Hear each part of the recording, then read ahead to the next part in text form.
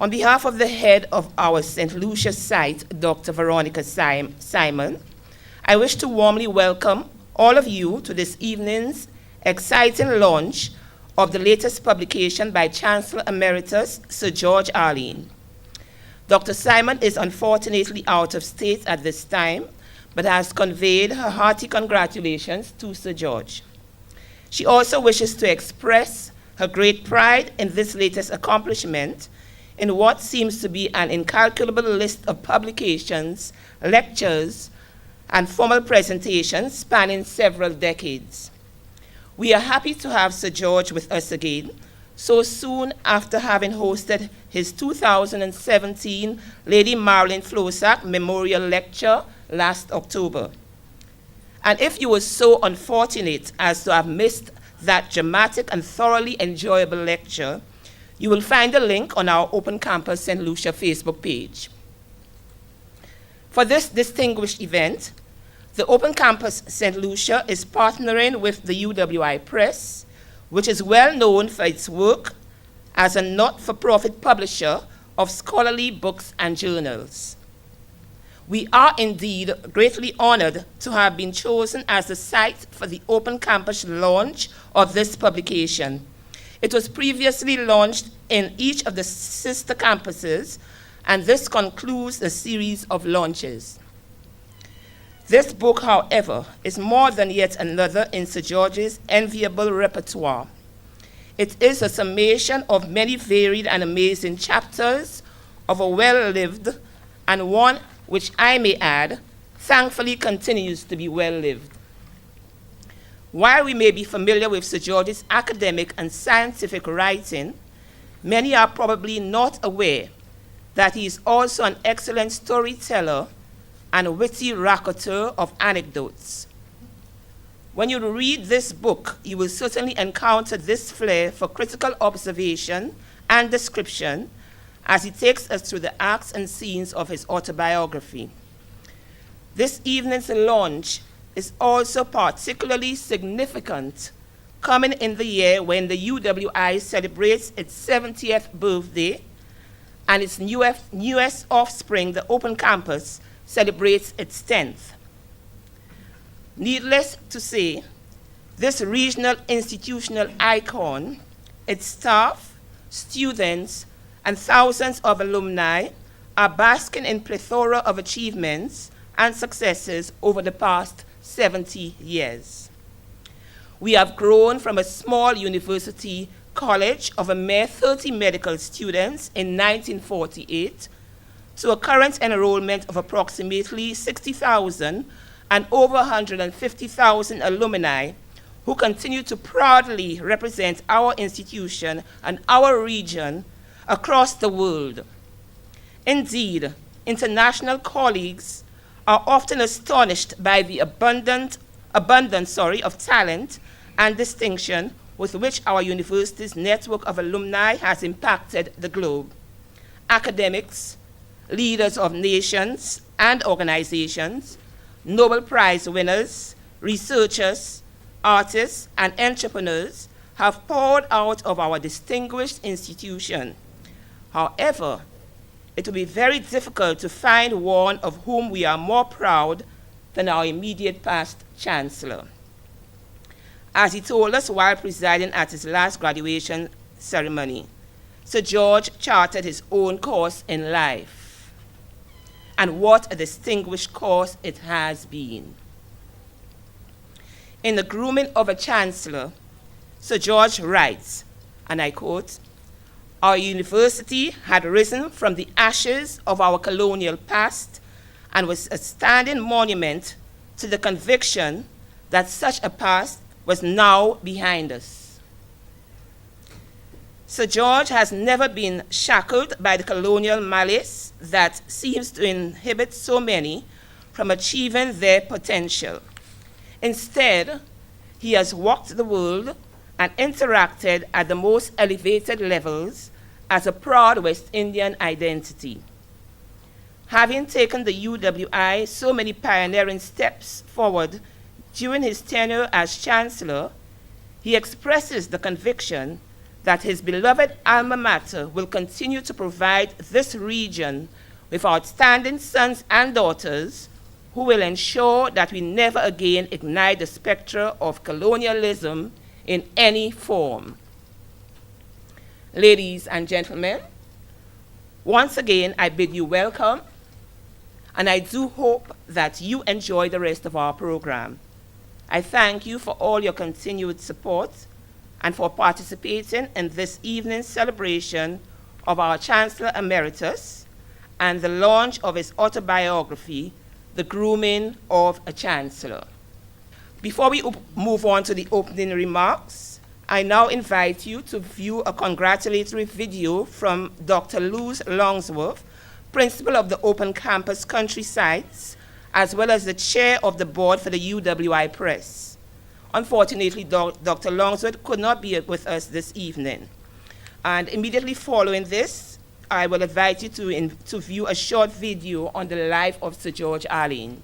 I wish to express my sincere regrets that I cannot be there physically with you today, but I am doubly pleased that I am able to send these greetings via this modality, both as principal of the Open Campus as well as chairman of the UWI Press Board.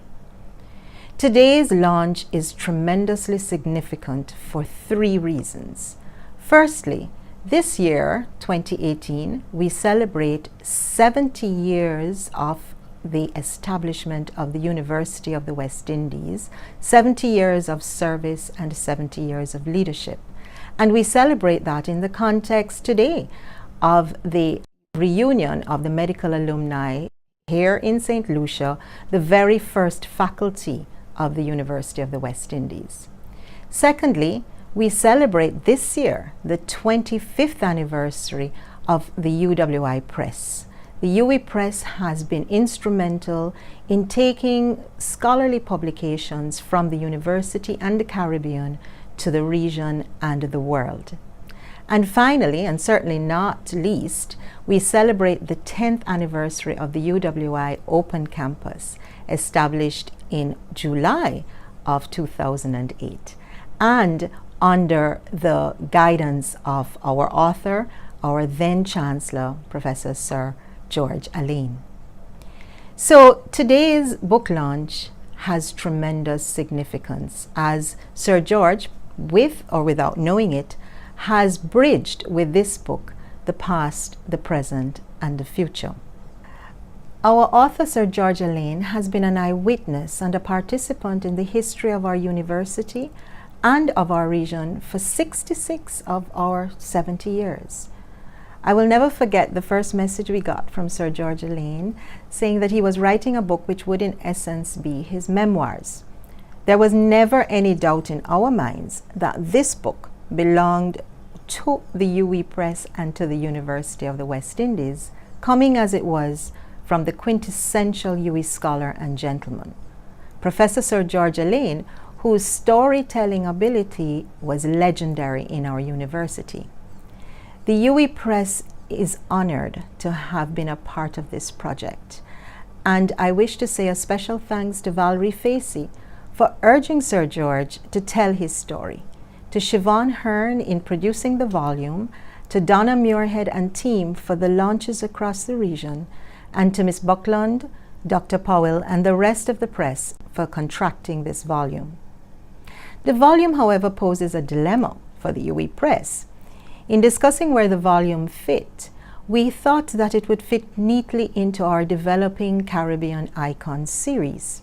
However, after reading the volume, we are now not certain where this volume does fit, because in The Grooming of a Chancellor, Sir George not only tells his story, but relates his history, lived and experienced, as he speaks of the dynamic unfolding of the West Indian consciousness, the social history of the UWI's development, his memoirs of the development of public health in the Caribbean, with eyewitness reports of critical events in the history of medicine, such as the polio outbreak in Jamaica, the breakthrough in research in child nutrition, the grappling with the HIV/AIDS epidemic, among others.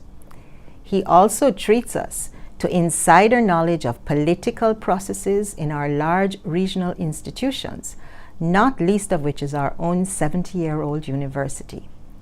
He speaks of the art and science of leadership and change management. So this volume could fall into multiple categories.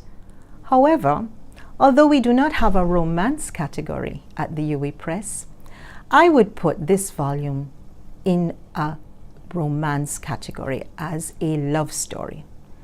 A love story from Sir George Alleyne to his beloved wife, Lady Sylvan Alleyne, his beloved profession of medicine, his beloved university, and his beloved region. So, Sir George, instead of one volume, you have gifted us with several volumes under which we can list the grooming of a chancellor. There is only one missing dimension from the volume, and that is more of your colorful jokes that we so miss at the UWI dinners and functions. But perhaps that may be another volume to consider. So on behalf of the UWI Press, I thank Sir George for gifting us with this work that provides a bridge to a world that has shaped our present and has planned our future.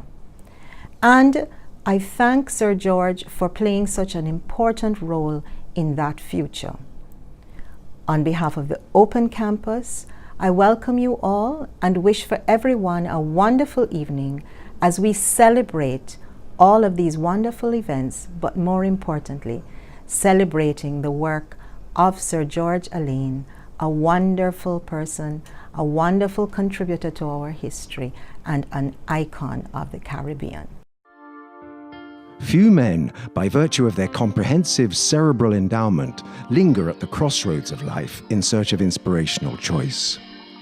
Such rare persons carry in their luggage a quantity of brain power that gives them comfort in knowing that the end result of each choice will be success. George Alleyne is one such person whose journeys to the crossroads were just perfunctory. He was born in view of 6 crossroads in the parish of St. Philip in Barbados in 1932. 6 crossroads became a metaphor for this man, whose life we see through a lens that reflects multiple missions and a diversity of destinies. The scholarship he won at Harrison's College offered him the opportunity of many crossings, across the Atlantic to Britain, to Oxford, to Cambridge, maybe to London, there to study law, classics, philosophy, or perhaps history. The crossroads did not detain him. He quickly navigated a course up through the Caribbean Sea to Mona, Jamaica, to the then little-known University College of the West Indies, not to read classics, as was his ease and orientation, but medicine.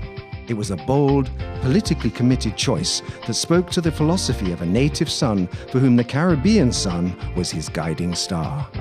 Brilliant to the bone, this medical student won Jamaica Gold, graduating as the gold medalist with the degree of Bachelor of Medicine and Surgery in 1957. Mr. Alleyne did not sit still on his bachelor bucket.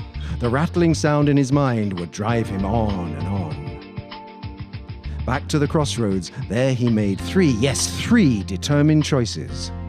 He looked across the Atlantic to pursue an MD at the University of London, which he obtained in 1965. He returned his gaze to the Caribbean to pursue an academic career at the now exciting, decolonized, independent UWI in 1962. He also chose to pursue at UWI a doctorate in the field of tropical metabolism and to become a lead researcher for his university and its region. Empowered by the local and embedded in the global, Mr. Alleyne knew where his reasoning was rooted and where his gift for service would lead him. Winning the academic confidence of his colleagues, he was appointed Professor of Medicine at Mona in 1972 and Head of Department in 1976. His academic reputation won him many honors and invitations, including an adjunct professorship in the Johns Hopkins Bloomberg School of Public Health, which he still holds. He has been a prolific publisher of top-class research and adds to his over 150 papers an intense lecture circuit career as a charismatic speaker on public health. Back to the crossroads he went. There he made 2 choices: to serve the region and hemisphere as a scientific expert for the Pan American Health Organization, PAHO, and to serve the World Health Organization, WHO, as a global leader in public health. At PAHO, among many roles, he served as chair of the Advisory Committee on Medical Research. At the WHO, he erupted as lead advisor on scientific research in developing countries. In 1981, he took leave of UWI in order to push even deeper his PAHO pursuits. After a few years of service with distinction, he was appointed its director in 1995. The region was in safe hands when in 2003, the Secretary General of the United Nations appointed him Special Envoy for the Caribbean for HIV and AIDS mobilization. It was in this year, 2003, that Sir George was appointed as Chancellor by the University of the West Indies Council, succeeding the legendary Sir Shridath Ramphal. Knighted in 1990 for outstanding service to the region and the world in the field of public health, Sir George also received the Order of the Caribbean Community in 2001. He is married to Sylvan Chen, whom he met at Mona in his formative years. They have 3 children. Sir George has been an outstanding Chancellor. Vice-Chancellor Sir Hilary Beckles describes him as a leader with a crisp, on-the-edge sense of humour, clear-mindedness in respect of policy and human relations, and robust in his demand for technical precision and efficiency. Sir Hilary concluded during his address to the 2016 Cave campus graduating class that the Chancellor, all facets taken into consideration and critically assessed, has simply been first class. I met Sir George very early after he arrived at UWI, and immediately was struck by, although I hadn't even heard him speak for any great length of time, was struck by his sense of presence, and in the few words that he said, by his oratory, just the way in which he spoke. So this evening, it is with tremendous pride, pleasure, and honor that I share with you some very general and personal remarks. There is a lot indeed that can be said, and I know will be said, and you have just seen the video presentation, and there is much that you will learn and that you will read when you buy the book and have him sign off on it for you tonight.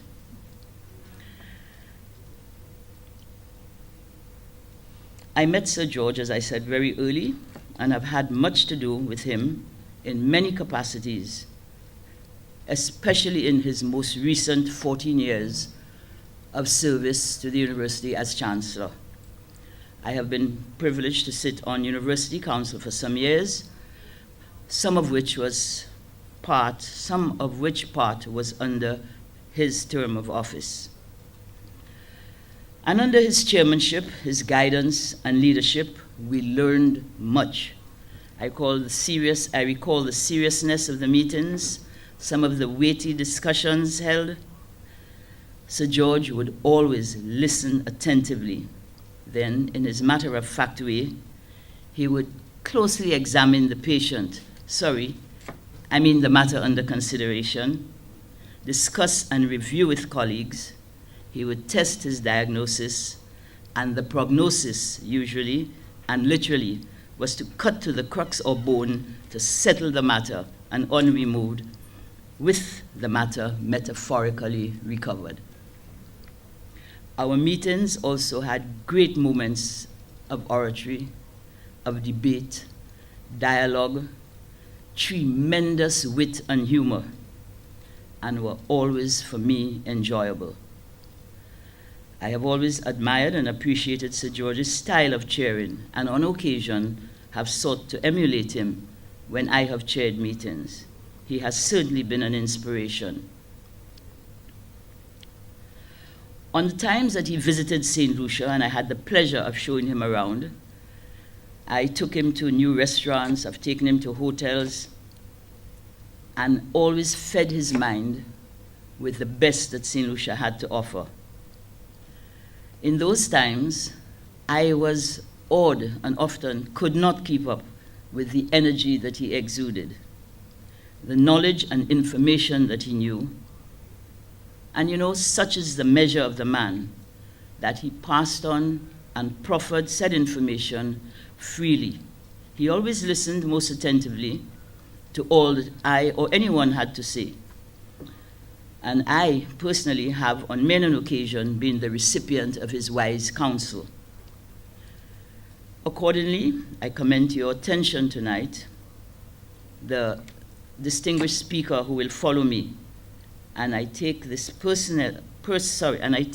opportunity again to personally congratulate Sir George, not only on his many accomplishments in the academic world, in the professional world, and in everything else that he has done, and on the substantial task of writing and completing his autobiography.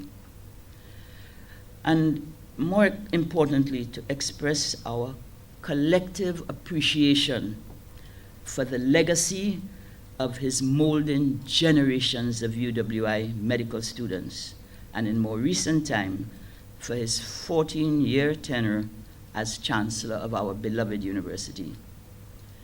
May I be a wee bit presumptuous and again say 70 cheers to the University of the West Indies and to Sir George, Prof. George, Doc George, Chancellor George, Chancellor Emeritus George, and our iconic champ.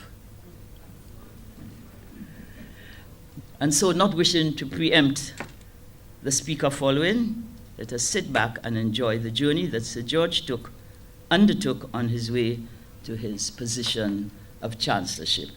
Sir George Alleyne is unarguably the most important figure in the field of health in the post-colonial Caribbean.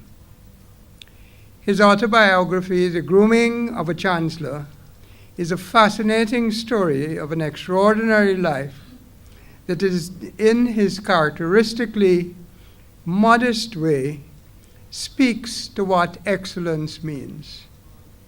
Excellence as a student, as a research scholar, as a clinician, as a manager, and director of the most important public health organization in the Americas, and as a champion and leading advocate for health in the Americas and the Caribbean.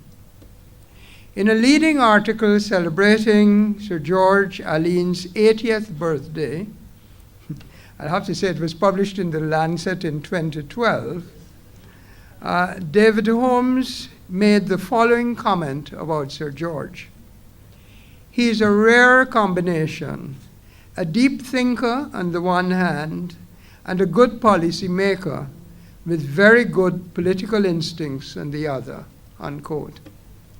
This autobiography bears out David Holmes's observation in every way, as evidenced by numerous examples in the book of his deep thinking and policy-making skills, as well as his political instincts. As you've heard, the book is a linear account of his life.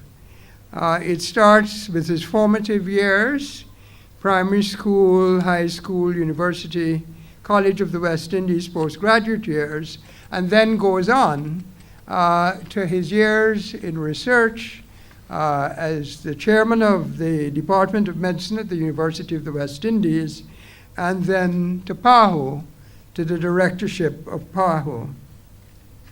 As I read this book, I reflected on what were the drivers of this exceptional man. I turned to a quote by Richard Horton in the 2018 Lancet review of this book. Let me say Lancet is one of the major publications in the world, and we had a celebration of Sir George's 80th anniversary, and of course the book was reviewed. Richard Horton said, "What strikes the reader of this remarkable life are not the many distinguished accomplishments, but the growing awareness of a man born in dignified impoverishment at a time when decolonization created opportunities for forging new and proud identities at home and abroad." For George Alleyne, twin personalities evolved in parallel. The first was his Caribbean consciousness, and the second was George's sensibility for the interconnectedness of people. So George, or Champ, as he is known by friends and colleagues, was the first child of Clinton O'Garan Alleyne and Eileen Allamore Alleyne. While it's true that their circumstances were modest, Clinton Alleyne was a school teacher, and his mom, a homemaker. And it is evident that they both were responsible for many of the accomplishments of his life. In reflecting on his parents' contributions, he said that the things that were important were attention to punctuality, truthfulness, respect for others, and a commitment to excellence. He says of his teacher father in the following quote, "We were all exposed to strict discipline, which perhaps was transposed from school to home. The emphasis was on scholarship and the ethos that it was not good enough to just be good enough. Excellence was the expected norm." The striving for excellence was manifest in all his performance. At primary school, there was one single scholarship to get into Harrison's College for the whole country. He won it.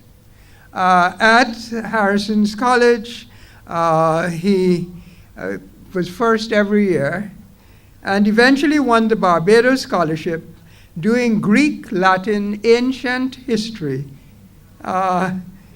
Greek, Latin, ancient history, and I have Latin again, but he'll say whatever else. His joy of books began early, and he says that by 9 years old, he was reading Tolstoy's Anna Karenina, some of Shakespeare's plays, and of course other books that young boys at the time read, normal boys, like Biggles and William. In his teenage years, he frequented the Carnegie Library. But the guy was not a bookworm alone. He has a number of amusing stories you must read about his boxing career. I thought that the name Champ came because he was a boxer. But after you read the book, it doesn't sound as impressive as I'd imagined it. He lost his vision in his left eye from a blow that he received when he was 10 years old, an unfortunate incident, hemorrhage in the eye, and lost that vision. In high school, although he says he was the best in the welterweight category in Harrison's College, he reports a career-terminating fight in which he was knocked out by a fighter from another school called Boy Perkins. He does argue that Boy Perkins went on to be the Caribbean welterweight champion. I don't know if that's where he got the name Champ from. One of the themes of the book that struck me was commentary on the invidious nature of the racial divide in Barbados. Thus, at Harrison's College, it seems that the only time he interacted with white colleagues was on the playing field, but there were no friendships or extensive social contacts. He quotes Sir Keith Hunt's comment on the racial divide in Barbados, apartheid practiced by consenting adults. Many years later, on the occasion of his triumphant election as director of PAHO, he comments on his satisfaction that Barbados and Caribbean people of color must have felt, and I quote, that a black Caribbean man had reached the pinnacle of public health in the Americas. So George went to the University of the West Indies in 1951, and there are glorious glorious descriptions of the university. All of us at Mona have been struck by the picturesque valley, the moon coming up over the mountains, of which some of his colleagues wrote songs. And of course, the considerable social interaction with one another and the growth of a West Indianness from those interactions. It's of relevance to our audience that Derek Walcott was a student at the same time as Sir George, and was starting to write poetry.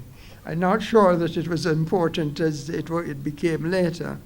It was at Mona 2 that Champ met the love of his life, a young nurse called Sylvan Shen. I am not going to tell you the story about him meeting Sylvan and just what happened at that time, but you've got to read it. It's really, really funny. In addition to his stellar performance in class and clinical work, there were two stories at Mona that struck me. The first was that in 1957, there was a polio epidemic that killed many people in Jamaica, and in fact disabled about 700 Jamaicans and more, young people.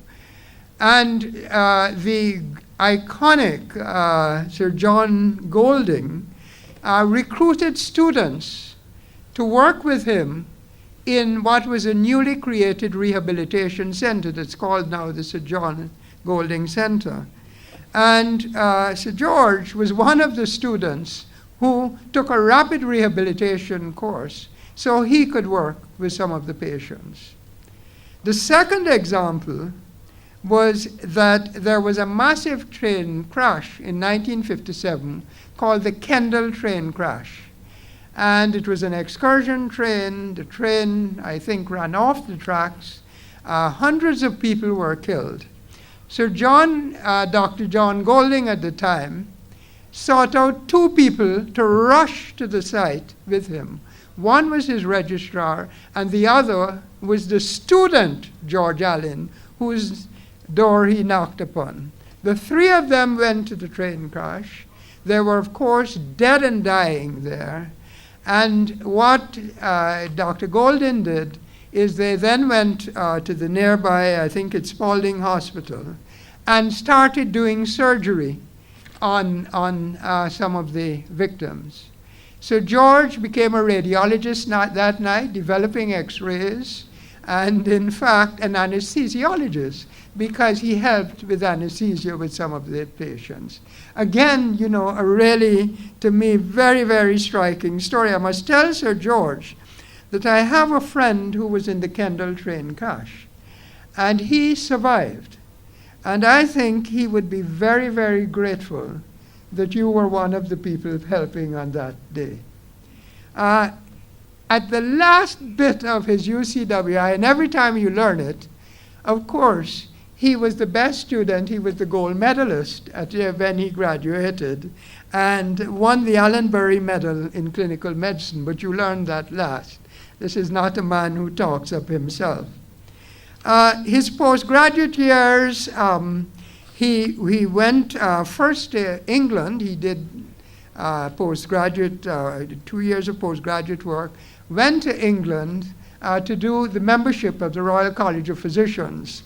Again, very interesting because he went very early. And people are asking him, well, why are you going so early? And do you have the money? Sylvan replied, the wife, we are going even if we have to tie two shoes together and row across the Atlantic. And it was a tremendous story of Sylvan's support.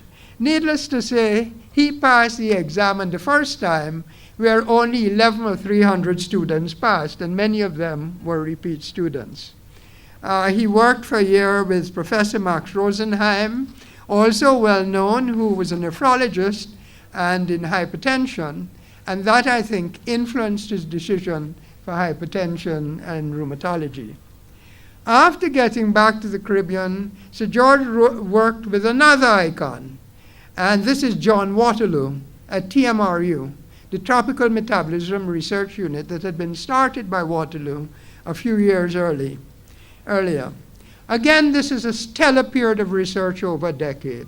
So George worked with malnourished children on cardiac and renal function, and then he started working with mice, and in that instance looking at the intermediary metabolism with respect to metabolic acidosis, the metabolism of ammonia, and so on.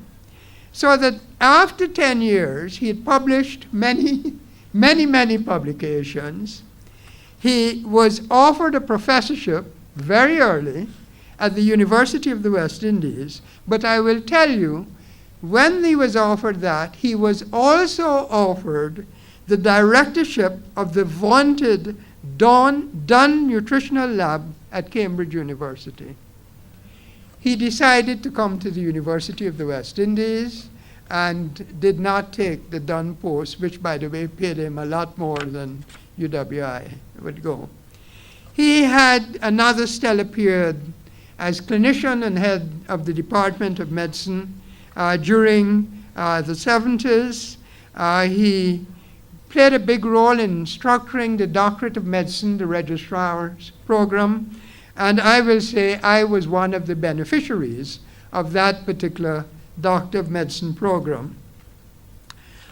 After everything, in 1982, Champ took another direction. He'd done research, he'd been all kinds of things, heads of medicine, and was invited by the director of PAHO in 1982 to head their Office of Research.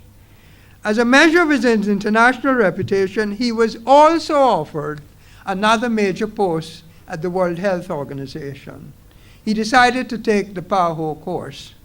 And we are treated to a 22-year odyssey of his rise in PAHO and all the wonderful work that he did. He was Director of Health Programs, Assistant Director of PAHO, and ultimately the Director of PAHO. What is striking to me about Champ is how he mastered the politics of PAHO. He knew what he wanted. He was strategic and focused in getting there. In campaigning for the directorship of PAHO, he had to get the support of the Barbados government. They got the support of CARICOM. The Barbados government in CARICOM got the support of all the Americas. There are many countries involved, and he was apparently the first director that was unanimously elected as the director of PAHO. Tremendous, he lists his many accomplishments of PAHO, but one that is important is with respect to the elimination of polio by an immunization program in the Americas. It was the first region in the world where polio was eliminated. And so we go back to 1957 when he did the work that he did. And here it is, many years later, heading PAHO, where in fact that epidemic was eliminated. So George served 2 terms as director of PAHO, and then he retired. At least that's in name. This gentleman does not retire. I'm not going to go into all of his retirement years, but I'll tell you one particular thing that I really, to me, is important. And this is, he mobilized the world leaders to tackle a central feature of human development, that is the matter of non-communicable diseases. How he did this was interesting reading. In 2006, at a meeting that I was with him, and I was distracted as he was by something else, he actually got the ear of Prime Minister Patrick Manning and persuaded Patrick Manning to hold a Caribbean heads of government special convocation to deal with a health subject, which is non-communicable diseases. They organized it with Dr. Eddie Green, Assistant Secretary General from CARICOM, and indeed the conference was convened, a single subject on non-communicable diseases. The final communique was entitled Unity to Prevent and Control Chronic Non-Communicable Diseases. But the guy didn't stop there. He then worked with CARICOM to hold a United Nations special session on non-communicable diseases. And in 2011, there was a special session of the United Nations held on the subject of non-communicable diseases, attended by 85 heads of state. And out of that, the whole question of non-communicable diseases, one of the areas in which Champ has spent a lot of his work, that is now one of the major agenda items and policy areas of governments around the world, as well as in the CARICOM. In entitling his book, The Grooming of a Chancellor, Sir George takes ultimate pride in leading the institution that was such an integral part of making him whom he became. He served as Chancellor, as you've heard, from 2003 to 2017, first UWI graduate to do so. And there are many informative and humorous anecdotes of his time as Chancellor. I'll tell you as Vice Chancellor, during most of those years, that one of his greatest joys was presiding at UWI's many graduation ceremonies. I marveled at his ability to stay connected and energetic at times when some of us had to work to stay awake. Over the course of his 14 years, the student numbers doubled to 50,000, and there were 13 ceremonies annually. At each ceremony, Sir George insisted on shaking the hand of every student and calling them by name. Importantly, at every graduation, he had a slightly different address. And this is 13. It always amazed me because somebody had told me once that 99% of students don't remember who gave the graduation address or what it was about. But Cham pressed on, and I will tell you, I heard many good quotes, and this, I'm sure, will be another book from the many addresses he gave. They were wonderful. In one of the many humorous anecdotes, he tells of meeting a student at a reception held just before the graduation ceremony. She said, "Chancellor, I shook your hand once when I got my first degree. When I come tomorrow for my master's degree, may I hug you?" He demurred and said to the student, "I would rather that you did not hug me, as I'm concerned what you will suggest when you receive your PhD."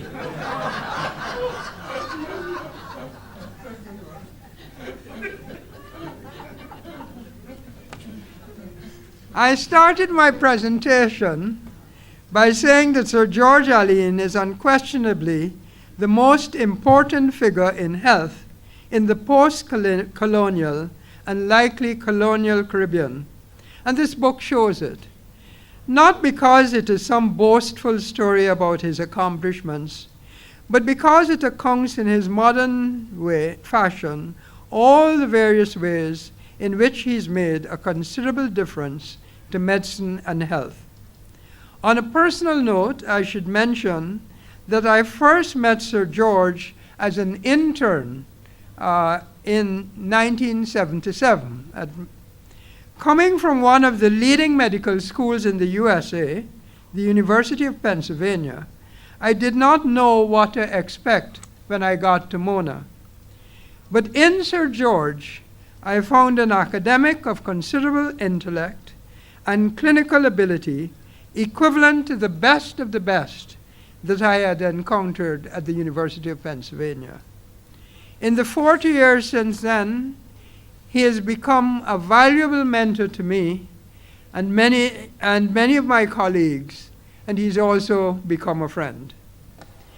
It is in this context that I quote David Holmes' statement in his Lancet review of this book, one of quote I said earlier, and I quote, "Sir George's legacy will be the imprint he left on the minds of thousands of young, enthusiastic health professionals from around the world." In fact, I see Dr. Herbert Hooping Kong, who did research with Sir George, who gets honorable mention in the book. And I think of some of the tens and decades of students who, in fact, have been so positively influenced by him. I reflected on the question of why autobiographies of Caribbean men and women who have made a difference need to be written and read. And I thought of a statement made in 1992 by the Nigerian Nobel laureate for literature, Chinua Achebe. Achebe quoted an African proverb that goes this way, and you may have heard it: until the lions have their own historians, the history of the hunt will always glorify the hunter. Sir George has written and given us an inspirational tale of his hunt, his pursuit and achievement of excellence as a student, scholar, and leader. And for a people who have been voiceless for many centuries, we must take pride in his story and others like it. Thank you. A chanson twist, c'est chanson Marianne. Il a chanté pour toute fleur qui mourit, pour mauvais temps, pour chaque vieux cancan, pour la vie d'amour qui n'y plus mais puis, pour mauvais temps, pour chaque vieux cancan, pour la vie d'amour qui n'y plus mais puis.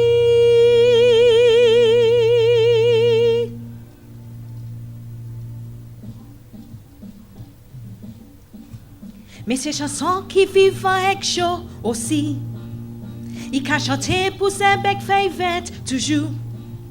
Pas écouter ça ou tant tout le monde qu'a dit chanson Marianne, c'est Dieu la terre toujours. Pas écouter ça ou tant tout le monde qu'a dit chanson Marianne, c'est Dieu la terre toujours. Puis si vous faire connaissance Marianne, pas ni pièce moun qui tellement bladé et twist. Les l'autre jeune fille qu'a volé comme fleur mourir, saison la vie. Il dit même qu'en saison d'amour, soleil ni pour clérer toute gwen la pluie, même quand la nuit qu'a fait tel jour par jour. Alors chantez chanson Marianne, chantez chanson Marianne, chantez pour tous les jours. Alors chantez chanson Marianne, chantez chanson Marianne, chantez pour tous les jours. Alors chantez chanson Marianne, chantez chanson Marianne, chantez pour tous les jours. Alors chantez chanson Marianne, chantez chanson Marianne, chantez pour tous les jours. Ah, chanson twist, c'est chanson Marianne.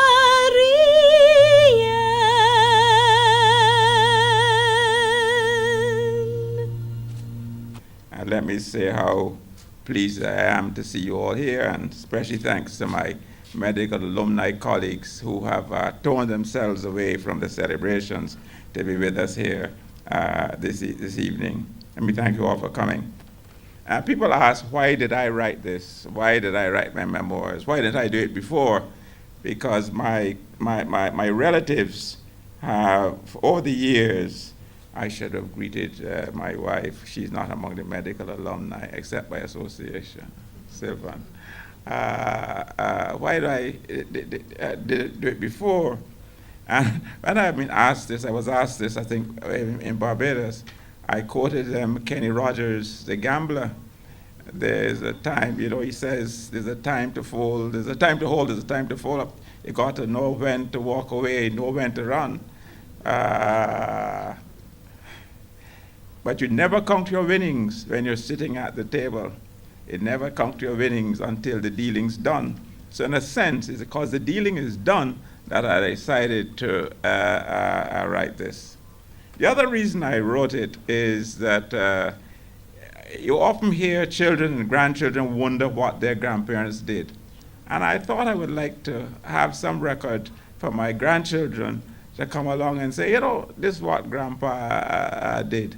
And also there's another reason, because I felt for a long time that it is useful for our West Indian people to have records such that some little boy or girl in Dennery or some little boy or girl in Tonapuna can say, yeah, I can do that as well. I don't only have to read English classics to see what the men of Harlech did. I can also do things that other West Indian people did. I thought, I can continue to think that's a good reason. I continue to think that is a good reason for West Indian people to put down what they have done in life so that those persons who come after them can have a frame of reference. And I've thought these launches, what can I tell you? I'm not going to repeat what is in the book, because you can read it. I'm not going to repeat what is in the book. What I would give is some embellishment, perhaps, of some of the points that are there. There have been different reactions as the readers of the books. Some people have said, why have you spoken so little about one period? Why have you spoken so little about your childhood? Others have said, why have you spoken so little about university?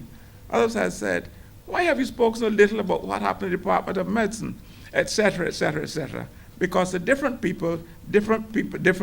parts of it fascinate them more than others. And some have asked, why haven't you told more jokes? Why haven't you given more anecdotes? So a colleague of mine, one of the students, Beverly Barnett, says, you reason to do this, I really know, because you're going to have a second volume called The Humor of a Chancellor. I told her, no such luck, no such luck. And also I've been criticized for some of the style in which it has been written. Some of my relatives said they had expected perhaps a more Damon Runyon type of approach to some of the periods of my life. I'm going to come on to that again. But as Nigel said, you could divide the period as I set out in the book and divide the times out in the book in various periods, the period of my childhood and my school days, and the things that characterized my school days. And he pointed out quite correctly, there was this discipline in our household. Discipline, sometimes people will say, still now, that corporal punishment is a terrible thing. But honestly, it never hurt any of my mother's or father's 7 children, I don't think. But the thing was not the corporal punishment. The thing was attention to what was right, attention to things like punctuality, attention to respect for elders, attention to personal property. I mentioned punctuality because that's very, very important in our household. The other thing was attention to the responsibility to do your homework. That sounds simple, it sounds pedestrian. There are certain things that you should not do, and that is never go to school except you've done your homework, no matter what. You should never go to school. And up to this day, I say I don't go into any meeting unless I've done my homework. It is a habit. You must prepare yourself when you go into a meeting. Even although you're not being in school, even though you're not being called upon, you always had to prepare. Sometimes you're called upon, and on occasion you didn't, you paid the penalty if you hadn't done your homework. And I tell my children, they don't believe me, but it is true that when we went to school, They had these little blue covered exercise books with the times tables on the back. We had to learn these times tables. And I was about 7 or so, and we were doing the 9 times table. And we got to 9 sevens, and my father said, Alan, 9 sevens, I did not know. He called me up, and I tell my children now, if you drop my pants, you will see engraved on my backside, 9 sevens equals 63. I will never forget it. And some of these lessons were driven in with a slap, a strap, but more often than not, by the word. The other thing that struck me as I was reflecting on all of our 7 children upbringing, you could depend on our parents. There are certain things that merited a spanking and certain things did not. If you did something that you were not spanked for, it threw you into tremendous confusion. I remember my mother going to town and a cockroach, I think it was a spider or cockroach, dropped into the chimney. And I was so fascinated with the chimney. I took up the chimney to look at the eyes of this dead animal, whatever it was, and the chimney broke. That was a regulation spanking. My mother comes home from town on the bus, tired. She says, look, I'm too tired to even spank you. I was so upset.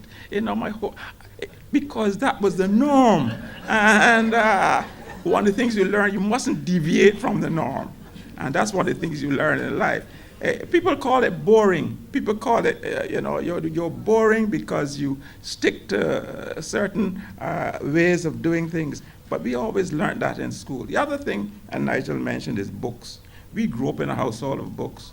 And my father used to say, if it's one thing, 2 things he would leave for us. He didn't have money. One was a sense of humor. The second was a love for books. We grew up with books all around us, and we read everything. We read a lot of things, of course, we didn't understand.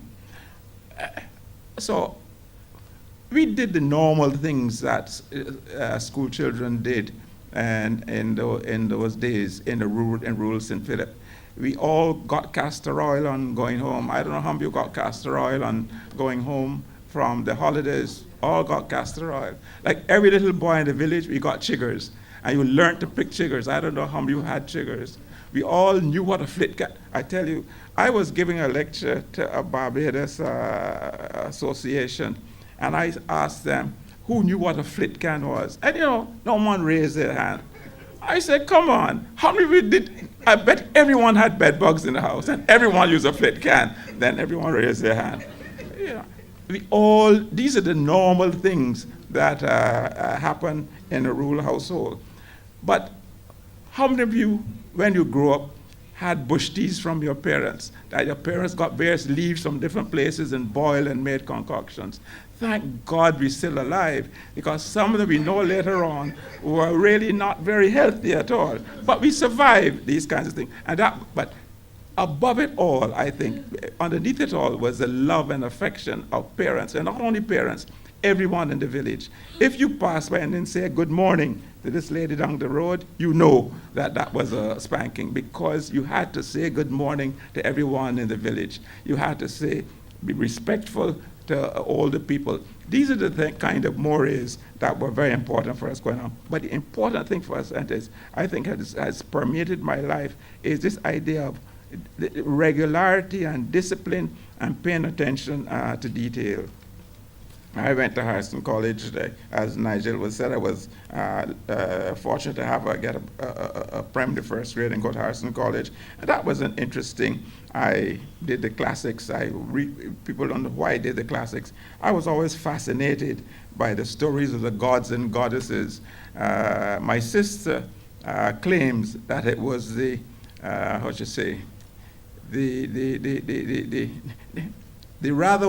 ways of life of the gods and goddesses. I mean, Zeus would flip from goddess to goddess to goddess to goddess, and nothing ever happened to him. But it was I was always, fascinated by these stories of the ancient gods. I suppose that's one of the reasons why I read the classics. But I read in school, as Nigel pointed out, there was no admixture of the whites and blacks socially. And some of the white boys were really remarkable creatures. Some were very, very, very bright, but one I always sometimes tell it when we are at home and recounting the stories of our time. I remember one of them who I was very, very almost envious of. His name was Bull Puppy. And Bull Puppy could sit on the handlebars of his bicycle and ride uphill. I was fascinated how this boy was so agile. He was not very good at Greek, but he could ride a bicycle backwards up his head. I left Barbados and went to Jamaica. And I always tell people that I left Barbados in 1951 as a boy, and I was made a man in Jamaica. Jamaica for me and the University of the West Indies constituted a very important part of my life. It's there I became a man. It's there I became a West Indian. It's there I became socialized into being a West Indian. It's the admixture there of people from various parts of the Caribbean and the deep appreciation that, in fact, there is no fundamental difference between us. Really convinced those of my generation that there is some bond between us, some bond between our various peoples that is stronger than the effervescences of our political leaders. It was very, very strong in my day, and I always make the contention that if the West Indian Federation had given the University of the West Indies another 10 years, it would not have dissolved. Because while it is all right for Grantley Adams and Norman Manley to have met in London, it's completely different from people bonding together, drinking Red Stripe together, going to the same parties together, in the same environment. Completely different, completely different. The world would have been the Caribbean would have been a different place if the West Indies Federation had lasted for another 10 years. As you mentioned, Derek Walcott was a student at my time. I mean, I have to tell you, I never looked at Derek through that periscope as getting a Nobel Prize. No one would have looked at Derek was a Rabelaisian type. He drank hard, played hard. He was a very, very actor. He wore his gown like a toga slung carries across his back. The story goes that when Derek graduated, he went to do his diploma in education. The question on the paper is, what are the basic characteristics of a ruler? And Derek is alleged to have written 24 inches and left. But Derek was just one of the students. And Derek was, as a student, there were other people, I think, just as brilliant as Derek, actually. Slade Hopkinson, absolutely brilliant. Archie Hudson Phillips was an actor of a tremendous talent. Lots of people at that time. And I think a lot of us were also influenced by the nascent West Indianism. We heard Eric Williams come and argue why the Federation was a disaster. We heard C.L.R. James come and talk and speak. And C.L.R. James would say, if you want really to understand socialism, you have to read Marx. You have to read Fanon. You have to read me. C.L.R. James was so self-confident of what he was talking about. He would lecture from one Sunday on Marx. His next Sunday, he lectured on Euripides. Tremendous talents to which we were exposed. So the other thing that was intriguing to me in Jamaica was the physical difference with Barbados. Barbados is relatively flat, but Jamaica, the mountains were fascinating. The physical topography of Jamaica, well, Nigel mentioned the Blue Mountains, the valley and the moon, those things really made a tremendous impression on me. Nigel mentioned that which he would not tell the story of how I met my wife. I'm not going to tell the story because that's in the book, but there's another aspect of our marriage which my sister says really merits a Damon Runyon approach to it. It's the story of how you actually got married. We were supposed to be married on December the 20th, 1958. Now, I did not have a car, so I borrowed 100 pounds, 200 pounds from her sister. Her sister had what we call a susu, a meeting turn, and I got this 200 pounds and got this black prefect from my sister. But I couldn't drive. So my good friend, there were 5 of us who were very good friends on campus. One was Knox Hagley from Grenada. So Knox had a blue prefect. So Knox was going to take me to learn me to drive. So we didn't have much time. We were both interns at the time. So he took me down to Augustown to teach me to drive, and there's a hill going down to Augustown. And when we were going to the hill, Knox says, "The brake, champ, the brake." And I pull up the handbrake, and the whole thing came up in my hand. The whole thing at all. Knox, of course, was not amused, but he managed to stop the car. But eventually, he said, I could drive. I couldn't drive, actually. But then I had to get a license. So my wedding is on the 20th. So that is Saturday the 20th. So on the 12th of December, I am going to my test. The reason why I got a test at all was the gentleman whose piles we had operated on. And when we phoned to get this appointment, the appointment said to me, "You can't get an appointment till January." I said, "Yes, Mr. Dundas has asked." He said, "Who's Mr. Dundas?" Mr. Dundas.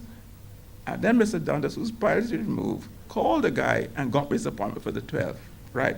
So on the 12th, I go to my black prefect to get this driver's license, because the whole idea, I'm going to take my bride over to the North Coast after our wedding. So the 12th I go down, and those days you had to go and had to park, double park, then you had to go on the road. There were a series of old drums in the yard. So I go, I couldn't drive, so the fella said, "Me park." So I go, boom, I hit the first drum. Boom, I hit the second drum. After I hit the third drum, the fella said, "Let's go on the road." So I go on the road. When I go on the road, it was not much better. So he came back to me and he said to me, "You know, Doc, you can't drive, you know." I said, "But I have to go on my honeymoon." He said, "Get your best man to take you." I said, "Nobody goes with their best man on their honeymoon." So my friend Norris Broker said he's never seen a big man beg like that. At the end, he said to him, "Well, you know Mr. Dundas is Mr. Dundas, respected man." I said, "Give me a chance next Saturday." He said, "Oh, next Friday." He said, "Okay, come back. A special exception. I was an intern. Who has time to practice in the week? So now on the 19th, my going away on the 20th, I'm getting married on the 20th. On the 19th, I go back to this place. The fella said, "Doc, I think we should only go on the road, you know. We shouldn't worry to go in the yard to park." So we go on the road, and we come back. He says, "Doc, you still can't drive, you know. But you belong to a responsible profession. I'm going to give you your license." So he gives me my license. All right. So I got my license, my black prefect. So we get married 10 o'clock on Saturday 20th. And I go back over to the residence to collect my things, now to go to drive to collect my bride after the reception, the wedding reception. When I get to the hospital gate, the car stalls. It wouldn't start.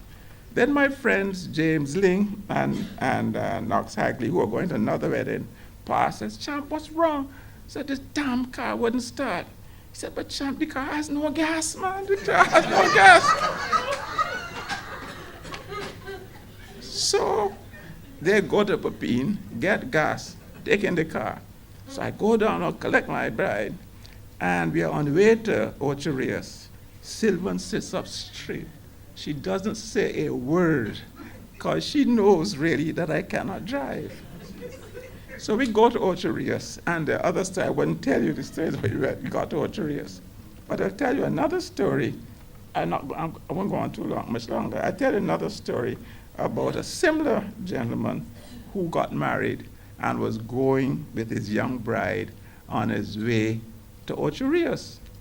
Now, those who know Jamaica know you come down to Fern Gully, and you go get to Ocho Rios, you go right to Rockabessa, you go left to Montego Bay.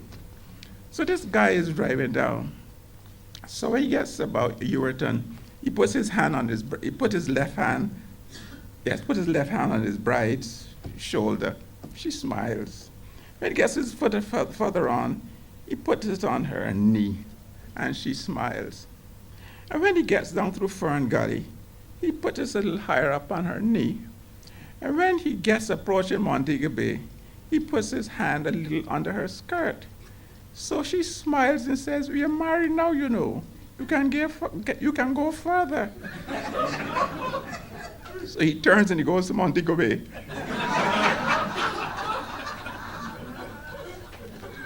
But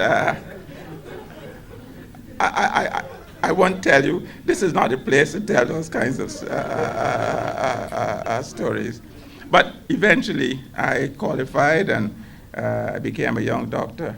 One of the things I describe in this book is the responsibility that hits you when you graduate, when you realize that the responsibility that devolves on you to treat people, and to have people in your care die and know sometimes you can do nothing about it, or to witness the faith of people who watch their loved ones die and are comforted.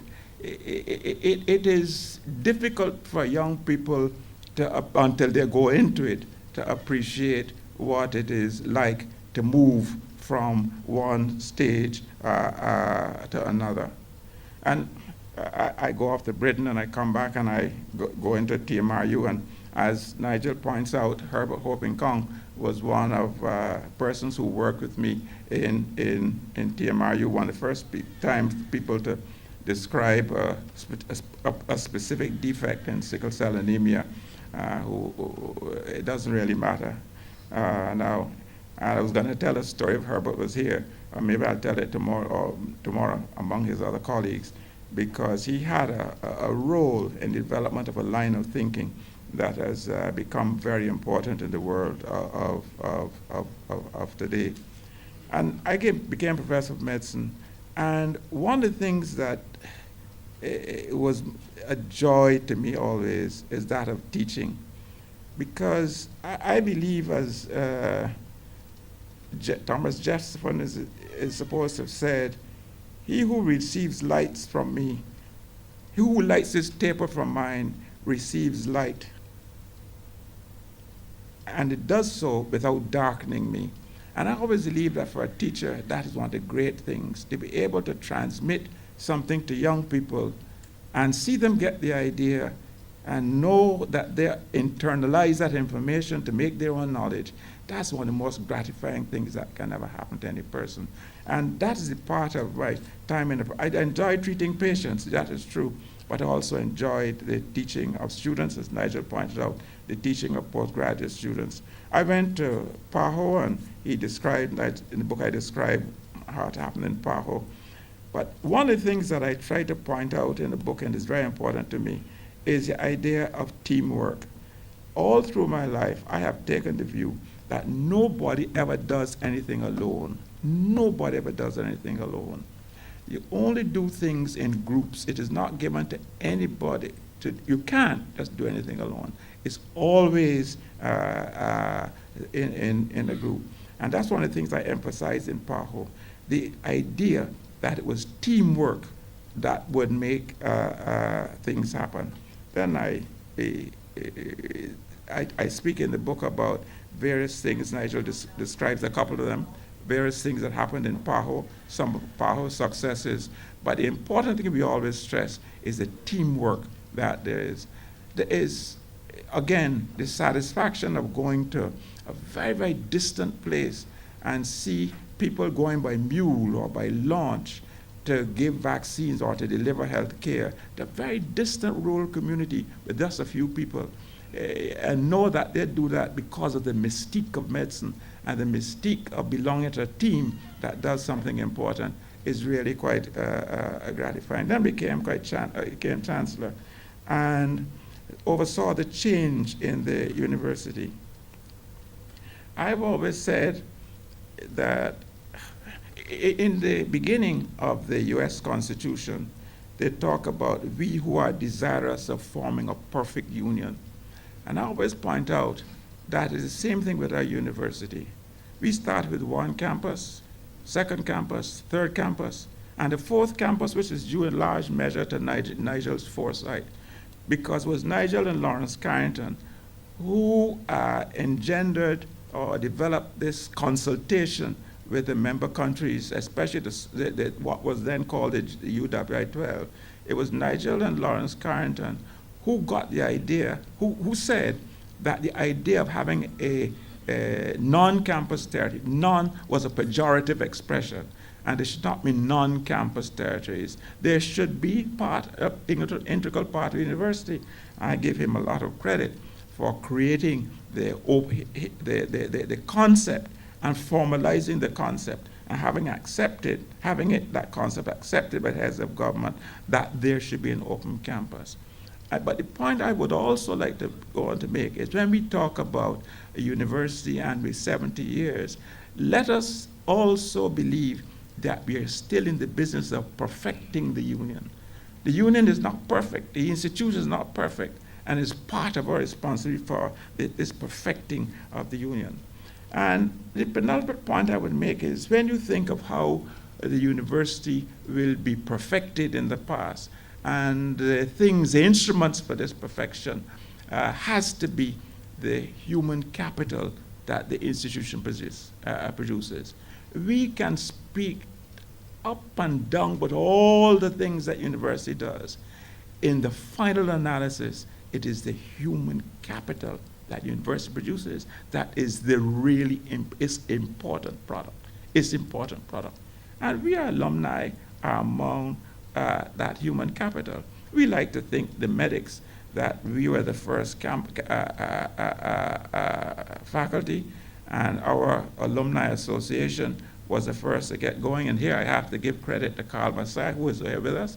Carl Messiah, if I had to say someone was the father of the medical alumni, it would be Carl Messiah, who saw the need for such an organization, who led it, and who led it from in front. You obviously can't lead from, who led it and saw it grow. And when today at this meeting we can have over 100, these are small numbers, it's true, but our medical graduates come together to celebrate their togetherness.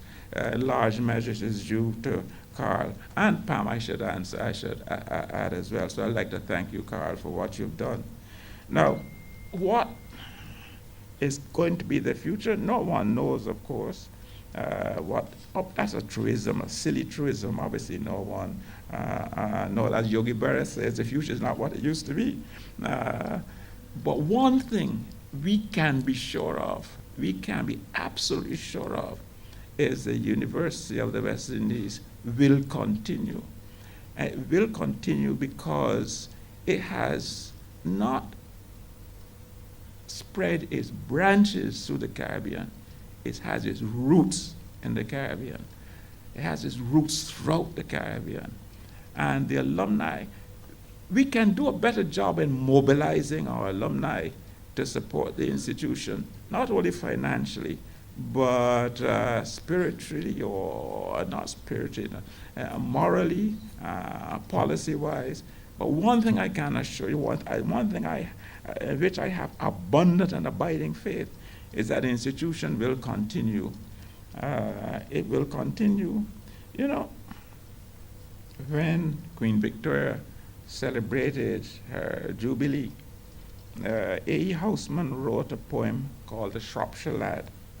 And in that poem, A.E. Houseman writes, he describes how the beacons were burning up and down England to celebrate the Queen Victoria's birthday. And he wondered if the empire would continue, if Queen Victoria would do well. And one of his famous lines that I always quote, he says, "God will save her, fear ye not. Be ye the men you've been. Get you the sons your fathers got, and God will save the Queen." In that sense, alumni, if we see and try to stimulate our future generations of alumni, then we will be certain of the continuous perfecting of the institution, which brings us, which is responsible for all I have become, and for which I am eternally grateful. Thank you very much. I wish first of all to thank our guest of honor, Chancellor Emeritus Sir George Alleyne, for having produced this book, which I regard as a gift to us in the Caribbean and the world. And I also want to thank you for having launched it in St. Lucia. The history of writing in the Caribbean is young, very young. There was a time when we could count our writers on our fingers. We recall names like John Hearn, Mittelholzer, Samuel Selvon, Naipaul, Lamming. And in fact, our books were considered such rare commodities, they were kept under lock and key. And one had to ask the librarian for the key to the West Indiana section in order to gain access to the books. Over the years, autobiographical works have been written, but as far as I know, this is the first autobiography. So I want to thank you once again for what I regard as a gift to us. What emerges from the pages of your book is a portrait of a genius who remains personable. Consequently, one derives from it the simple pleasure of reading a good book. And you know what it's like when you get a good book. You hold on to it and you cannot put it down. But a housewife is not allowed that luxury. So I did as much as I could when I held on to it and put it down and turned to the mundane things like doing the dishes, etc. He traces in a comprehensive and engaging fashion the steps of his development as a young child in Barbados, to his childhood, his school days, university life, and his role and function in various health organizations. Ladies and gentlemen, the value of this book is multifaceted. I'd like to enumerate a few. It is laced with profound philosophical and sociological underpinnings. Sir Alleyne in his work underlines the value of the following. Family. He describes family as a basic human organization where bonds of love and family and loyalty are fostered.